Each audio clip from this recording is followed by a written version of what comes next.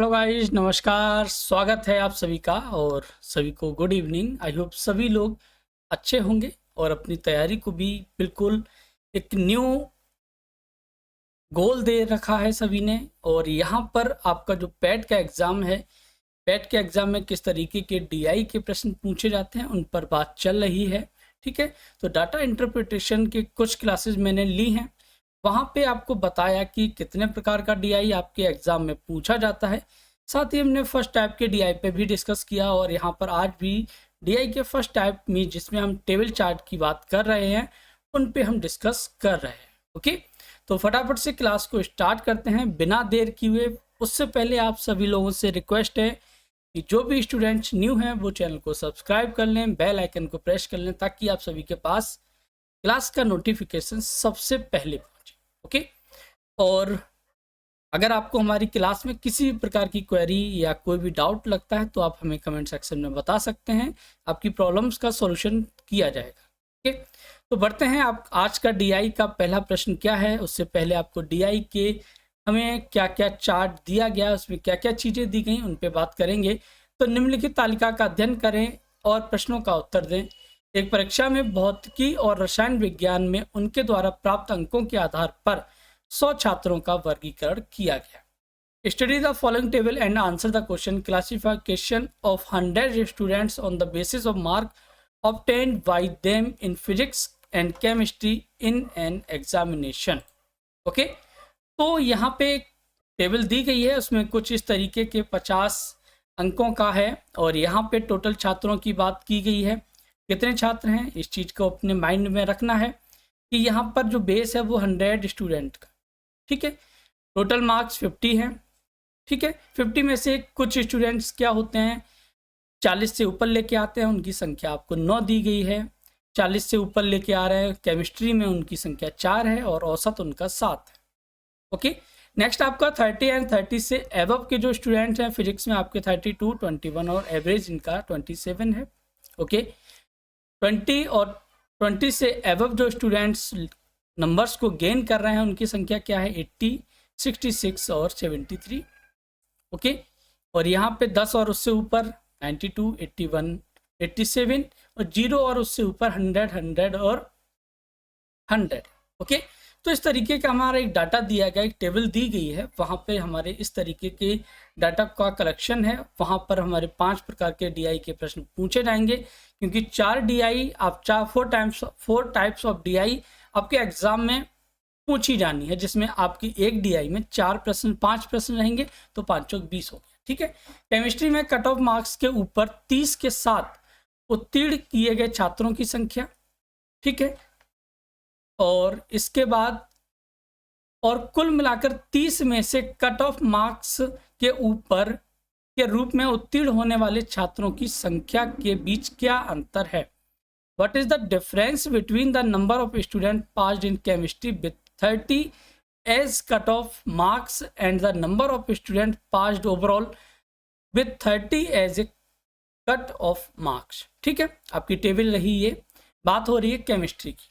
ठीक है, means chemistry के साथ साथ जिसने भी 30 और उससे ऊपर के मार्क्स जो हमने एवरेज लिए हैं उनके बीच का अंतर हमसे पूछा गया है। ठीक है, तो सबसे पहले आपका काम क्या रहेगा कि हमारा जो 30 और उससे ऊपर के जो छात्र हैं, ठीक है, उनकी औसत संख्या कितनी है 27 है।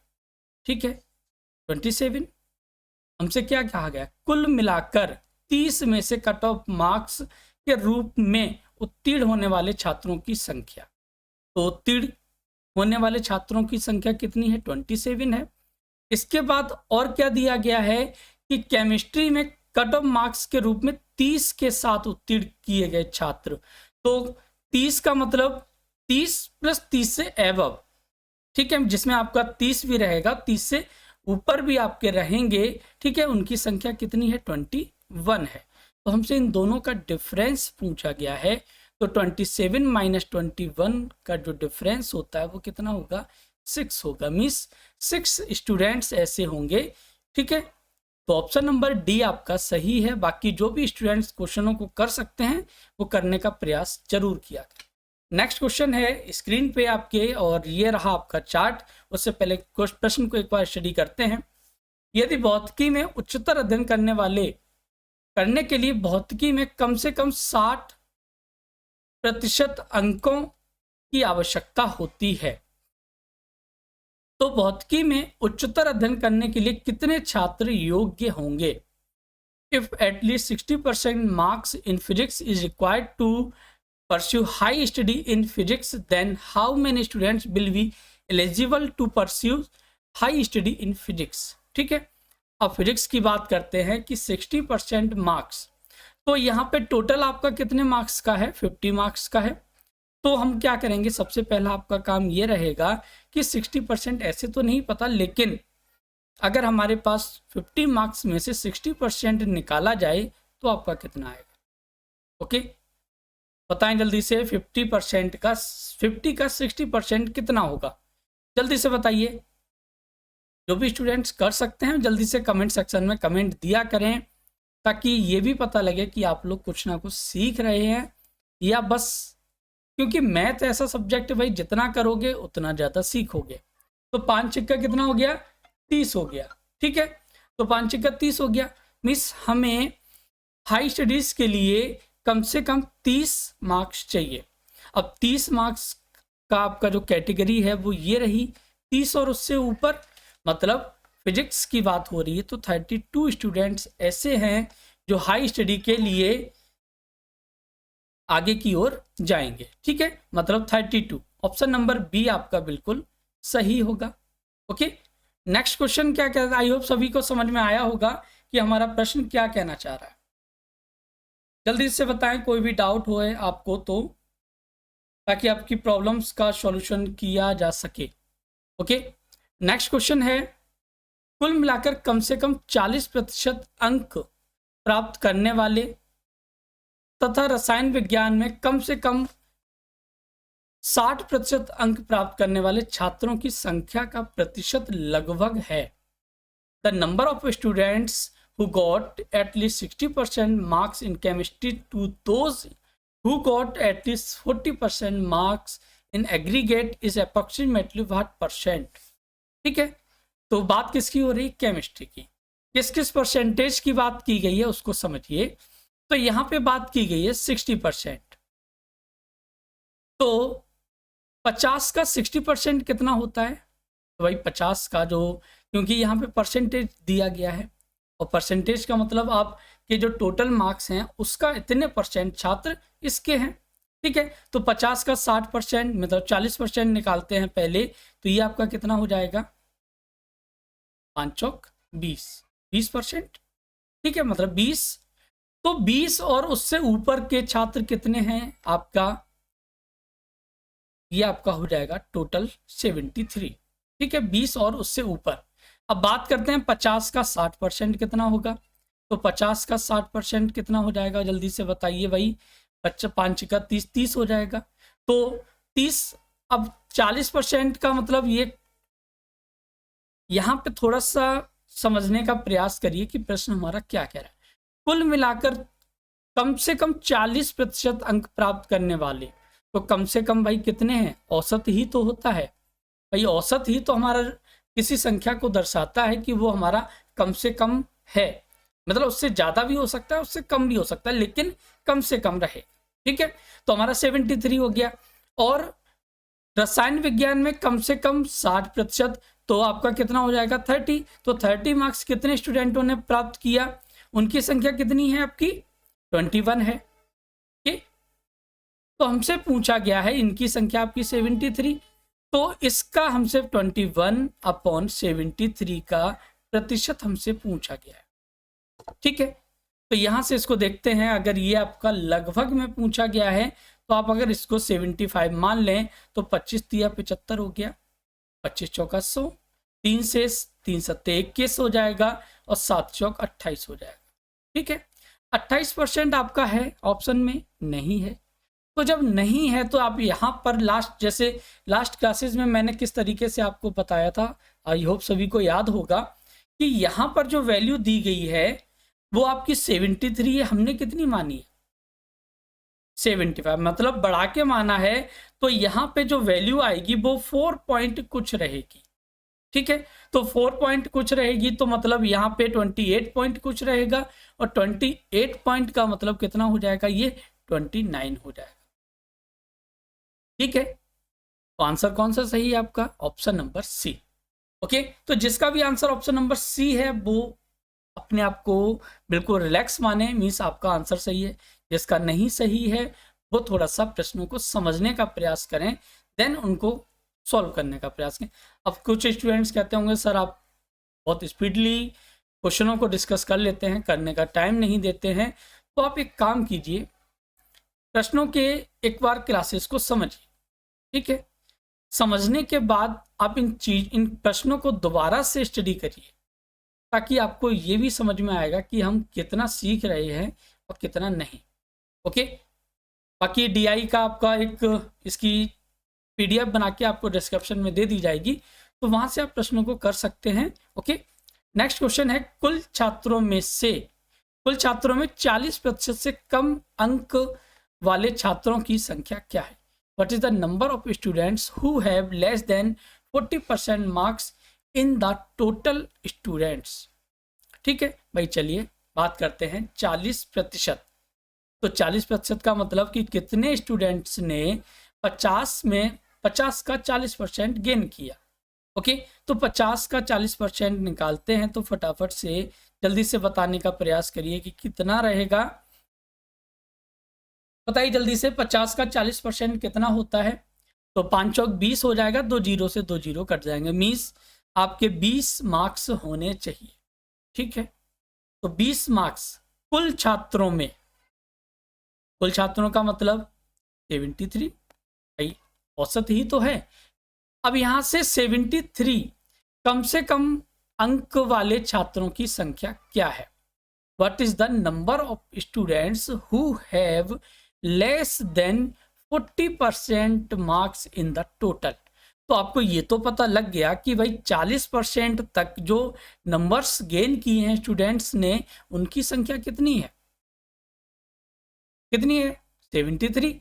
तो टोटल स्टूडेंट कितने थे आपके? हम डाटा जो लेके चल रहे हैं वो कितने स्टूडेंट्स का है? 100 ऑफ स्टूडेंट्स का। तो 100 माइनस 73 स्टूडेंट्स ने कितना गेन किया है? 40%। तो लेस देन 40% आपका कितना हो जाएगा? ये 27। तो 27 छात्र ऐसे होंगे जिन्होंने 40% से कम अंक प्राप्त किए हैं। तो ऑप्शन नंबर डी आपका बिल्कुल सही है। नेक्स्ट क्वेश्चन, यदि यह ज्ञात है कि कम से कम 23 छात्र रसायन विज्ञान पर एक संगोष्ठी के लिए पात्र थे, तो रसायन विज्ञान में योग्यता के लिए न्यूनतम योग्यता के निशान सिंपोजियम के लिए योग्य होंगे। मींस एक हमारा क्या है, डाटा कुछ दिया गया है। मींस सिंपोजियम का मतलब कि जो हमारा डाटा है वो किन के मिडिल में रहेगा, 40-50 के, 30-40 के, या 20-30 के, या बिलो 20। ओके, अब समझिए, देखिए प्रश्न को कैसे करना है। ये रही आपकी टेबल। अब टेबल में आपको क्या क्या दिया गया है इसको समझिए। यहाँ पे 60 छात्र, ओके, मतलब 23 छात्र जो हैं वो रसायन विज्ञान पर एक संगोष्ठी के लिए पात्र थे। ओके, तो आपका कितना हो जाएगा?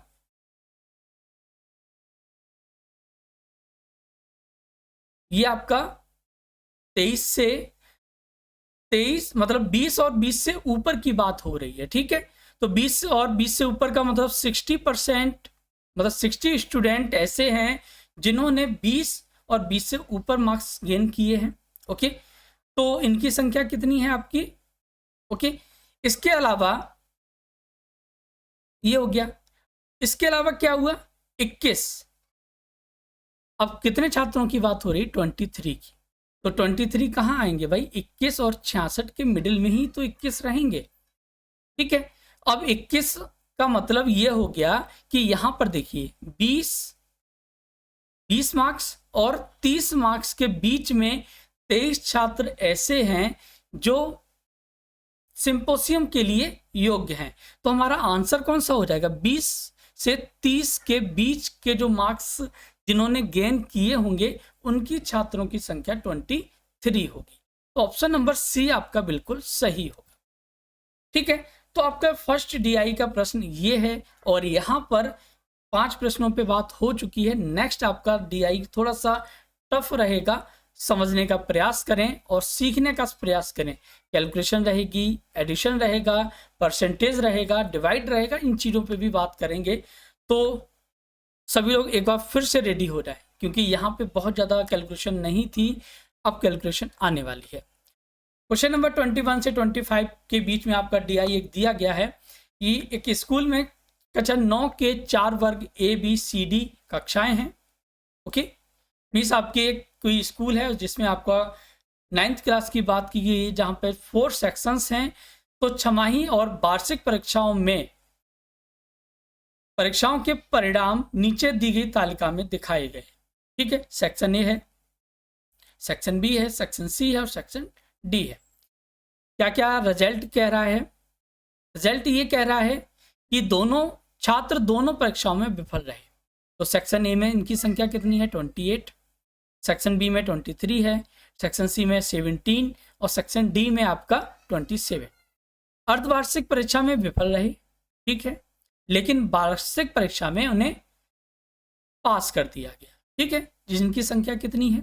14 है, 12 है, सेक्शन सी में आपकी 8 है और सेक्शन डी में 13 है। छात्र अर्धवार्षिक परीक्षा में तो पास हैं, लेकिन वार्षिक परीक्षाओं में विफल रहे, जिनकी संख्या कितनी है? सेक्शन ए में 6, बी में 17, सी में 9 और डी में आपकी 15। अब फोर्थ रिजल्ट क्या कहता है कि दोनों परीक्षाओं में उत्तीर्ण हुए, मीन्स ए में 64 हैं, बी में 55 हैं, सी में 46 हैं और डी में आपका 76। ये हमारा कुछ डाटा दिया गया है। पहले प्रश्न पे बात करते हैं। तो पहला प्रश्न रहा ये, क्वेश्चन कह रहा है कि दो परीक्षाओं में निम्नलिखित संदर्भ में कौन सा इस संदर्भ में सच है? आपके पास 4 ऑप्शन दिए गए हैं, कौन कौन से हैं? छमाही परीक्षाएं अधिक कठिन थी, ओके, वार्षिक परीक्षाएं अधिक कठिन थी, ऑप्शन सी है दोनों परीक्षाओं में लगभग एक ही कठिनाई स्तर था, और डी है दोनों परीक्षाएं कठिनाई स्तर से तुलना नहीं की जा सकती। ठीक है, अब हम किसी चीज को कैसे कंपेयर कर सकते हैं? भाई परीक्षाओं की बात करें तो किसी भी परीक्षा को हम कैसे कंपेयर कर सकते हैं? तो बात करते हैं कि अर्धवार्षिक परीक्षा में कितने छात्र पास हुए।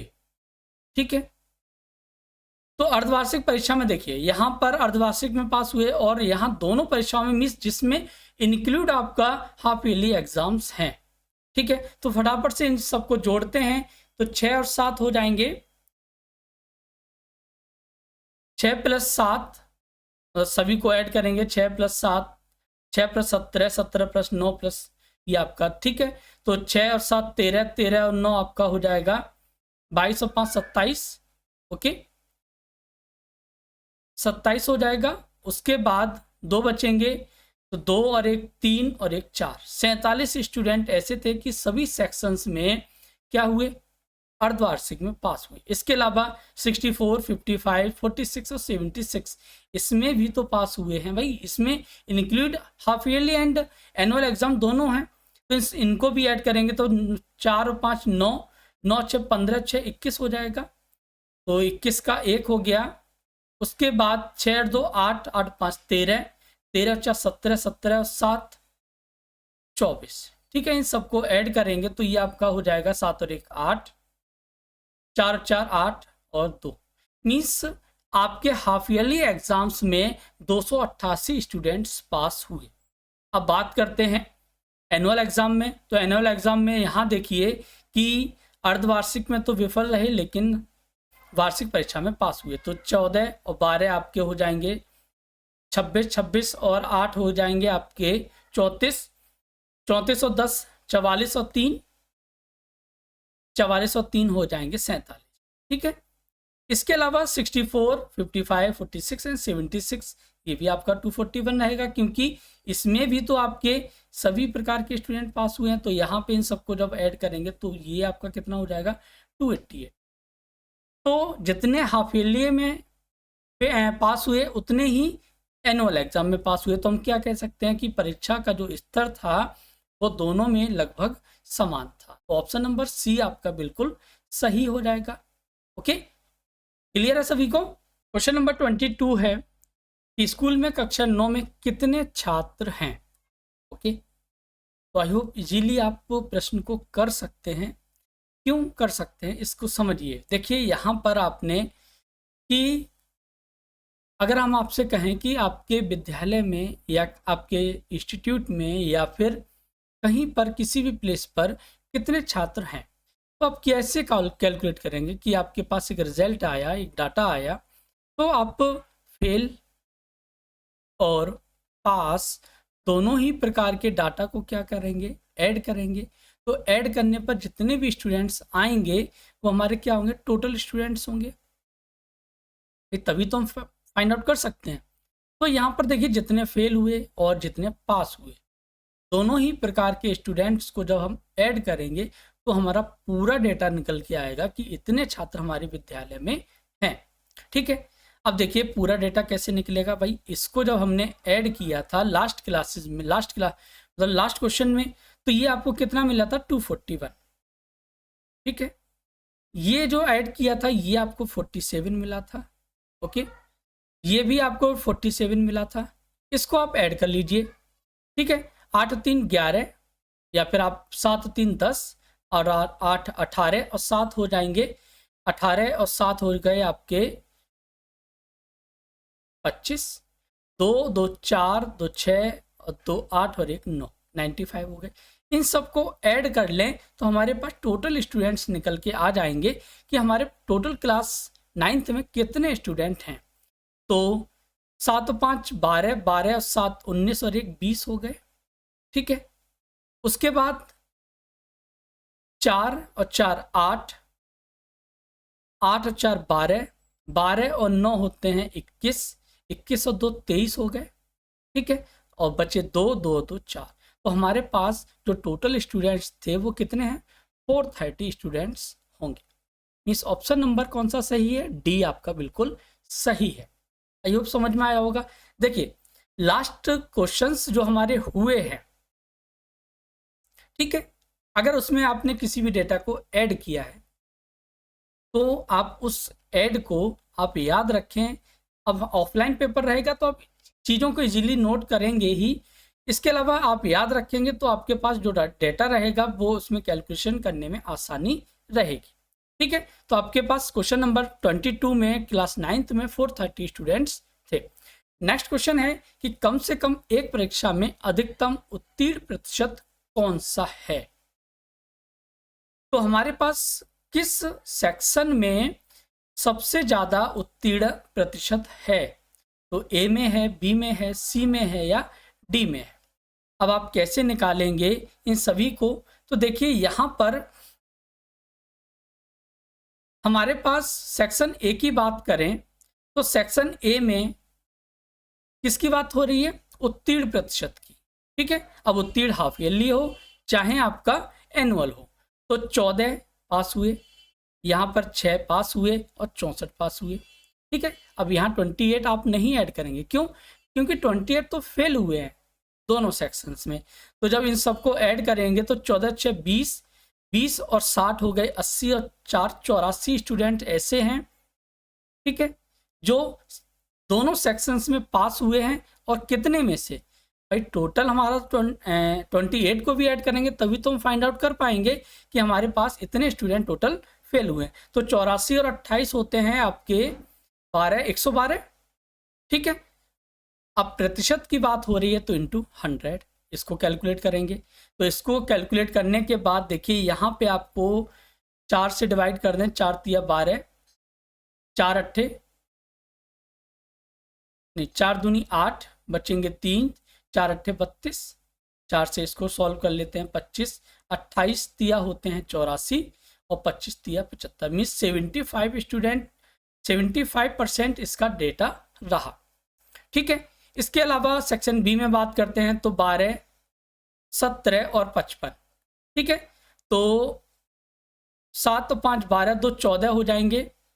ठीक है, और ये आपका हो जाएगा 84 कितने में से, टोटल आपका 84, ये आप 84 में 23 को भी ऐड करेंगे तो ये आपका 8 4 3 7 107 हो जाएगा इंटू 100। तो सेक्शन बी में जो स्टूडेंट की संख्या जो रहेगी, अब आप खुद देखिए यहाँ पे कि इसकी संख्या 75 से कम रहेगी। ठीक है, 75 से कम रहेगी मीन्स इसको आगे और कैलकुलेट करते हैं। ओके, तो यहाँ से इसको हम देखिए लगभग में आप कैलकुलेट कर सकते हैं, या फिर आप इसकी हेल्प ले सकते हैं फ्रैक्शंस में कौन सी फ्रैक्शन बड़ी है। ओके, सेक्शन सी की बात करते हैं तो यहाँ पे 84 इंटू 100/107, इसका मान आएगा 78.5। ठीक है, सेक्शन सी की बात करते हैं तो सेक्शन सी में 9 8 17 17 और 46, 17 और 46 हो गए 63, और 63 और 17 हो जाएंगे 80 इंटू 100। ठीक है, यहाँ से 0 से ये 0, 8 से 8 8 64 हो जाएगा, और 8 9 80, लगभग 80%। ठीक है, क्योंकि अप्रॉक्स में मैंने लिया यहाँ पे। सेक्शन डी में बात करें तो 13 15 और आपका 76, 13 15 हो जाएंगे आपके 28, 28 और 76 हो गए आपके 28 और 76 104, 104 में 27 और ऐड करेंगे तो 27 और 4 आपका 31, 131 हो जाएगा इंटू 100। ठीक है, इसको सॉल्व कर लेते हैं तो ये आपका लगभग 25 मान लेते हैं, 125 25 5 125, 25 चौका 100। ठीक है, यहाँ से इसको सॉल्व करेंगे तो 5 दूनी 10, 21 चौक 84, लगभग ये आपका जो वैल्यू रहेगी वो 80 से कम रहेगी। 80 से कम इसलिए रहेगी क्योंकि यहाँ पे हमने वैल्यू क्या की है, कम ले ली गई है, जिससे हमारी जो वैल्यू थी वो बढ़ गई, तो 79.39 के समथिंग रहेगा। अब यहाँ पे देख लीजिए कि किस सेक्शन का जो आंसर है, मिस किस सेक्शन में आपका जो वैल्यू है वो सबसे ज़्यादा रही है। तो यहाँ पे आपका राइट आंसर तो आपका सेक्शन नंबर डी है। ठीक है, इसकी जो वैल्यू है वो आपकी 79 से भी कम रहेगी। ओके, अब थोड़ी सी कैलकुलेशन तो रहेगी, अब थोड़ी सी कैलकुलेशन आप करिए, थोड़ी सी हम करेंगे ताकि प्रश्न को आसानी से कर सकें। कुछ प्रश्न आपकी कैलकुलेशन वाले रहते हैं इस टाइप के। नेक्स्ट क्वेश्चन है कि कौन से अनुभाग की वार्षिक परीक्षा में अधिकतम सफलता दर है, ए बी सी या डी, कौन से सेक्शन में हमसे पूछा गया है। तो सफलता दर की बात करें तो देखिए यहाँ पर